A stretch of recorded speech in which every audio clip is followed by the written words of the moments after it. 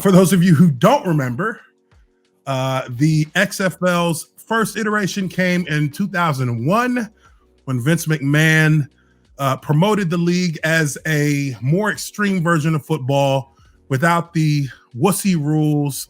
And it was promoted to be something that was going to be a direct competitor and a much more,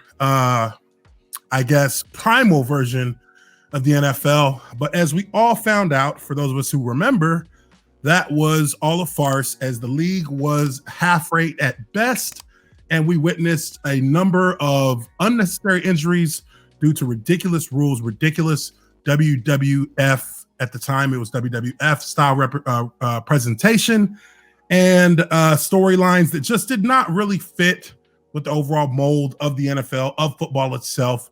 And at the end of the day, it was really a subpar product that was overhyped and actually came out to good fanfare, good ratings. But when you don't have a good product on the field, it doesn't really matter what else you try to produce or what else you try to present the game as. It just did not have the kind of weight to hold up against any kind of real legitimate football. And thus it failed after its first season. Now, since then, we have had another football league come onto the scene in the AAF. That league itself announced that they were going to be starting their football operations around the same time that the XFL did, but they took a different approach and decided to rush out a product that was also somewhat half rate and not able to hold itself up under its own weight. They financially went bust before they even got three quarters of the way through the season, and filed bankruptcy and went defunct as quickly as they came onto the scene. I personally think that the XFL has done a wonderful job in taking their time to get this product off the ground. To launch this product, it took 2 years of gathering teams together, of research, logistics, everything that they needed to get done in order to make sure that they could give themselves the best opportunity possible to have a successful product. And on Saturday, the kickoff started with the DC Defenders playing against the Seattle Dragons. And to many people's surprise and many people's pleasure, it was legitimate football being played, exciting football being played, football that fans have almost immediately bought into. And I think the ratings are also supporting that fact.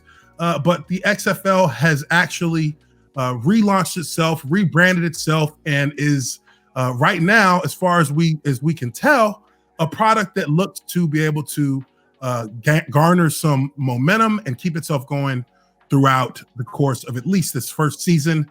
And in my estimation, I look at it as a league that could possibly become a true feeder system to the NFL for players who come out of college early and aren't necessarily considered first-round picks, and for players who are journeymen in the NFL looking to hone their skills and find some steady income as a professional athlete. So what do you think about how the league started off its kickoff weekend in the XFL, Ryan?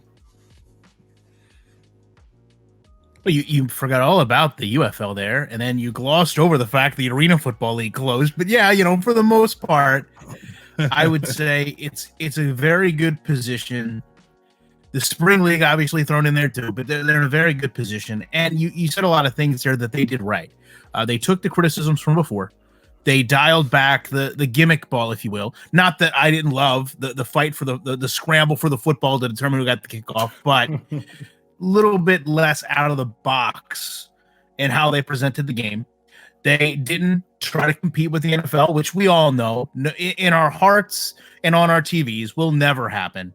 They simply expressed themselves as an option of us watching football. They did a very good job with it. I will say one thing. The kickoffs that they have should be automatically adopted by the NFL. That is the smartest kickoff system ever. I love the transparency.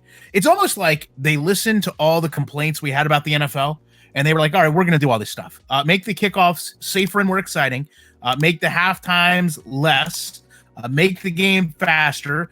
be more transparent with the rules, actually show us what's going on with the replay, even if it is a guy with an Xbox controller. Those are all the things we wanted, and they gave it to us. I mean, the coaches actually giving the play live. It didn't register with me until you saw it, and you're like hearing the double reverse get called, and then you're watching it execute. And it's like, yeah, no, I expect that from a professional sports league. And, like I said, I don't think they're ever going to be in a position to compete, and they know that. They've accepted that. But entertaining football, journeyman players, and maybe some guys that were just not good enough to make it to the NFL level, but can really excel here and, perhaps give us quality football when quality football's not here.